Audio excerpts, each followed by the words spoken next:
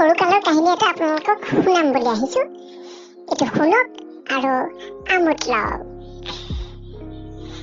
আমাৰ ইংৰাজী ছাৰ এজন আছিল, আৰু ছাৰে যেতিয়া ইংৰাজী পঢ়াই থাকে তেতিয়া যদি কোনোবা বাহিৰলৈ যাব লগা হয় বা বাহিৰৰ পৰা ভিতৰলৈ সোমাবলগীয়া হয়, এনেকুৱা যদি কণ্ডিশ্যন হয় তেতিয়াহ'লে ছাৰক ইংৰাজীতেই ক'বলগীয়া হয়।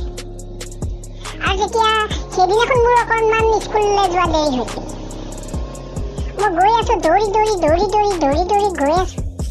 গৈ পালোগৈ স্কুলত, ছাৰ সোমাই আছে। তো ভয় লাগিলেই, এতিয়া মই কেনেকৈ ক'ম? তাৰপৰা মোৰ ফটককৈ মনলৈ আহিলে, ছাৰে শিকাইছিলে, মোৰ মনত পৰিলে কেনেকৈ সুধিব লাগে। মই একদম দুৱাৰমুখত ফোপাই গৈ পেলাই সুধিলোগৈ আৰু, August I come in sir? ছাৰে ক'লে বোলে কি আৰে সোমাই তাৰপিছত ক'ত আগষ্ট আই কাম ইন পালি?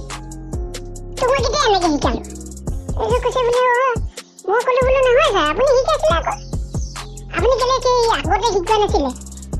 বোলে আগতেতো মই এনেকৈ শিকোৱা নাই।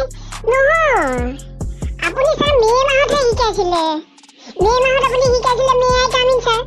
এতিয়াতো ছাৰ আগষ্ট মাহ, সেইটো কাৰণে মই মাহটো সলাই দিছোঁ আৰু August I come in sir.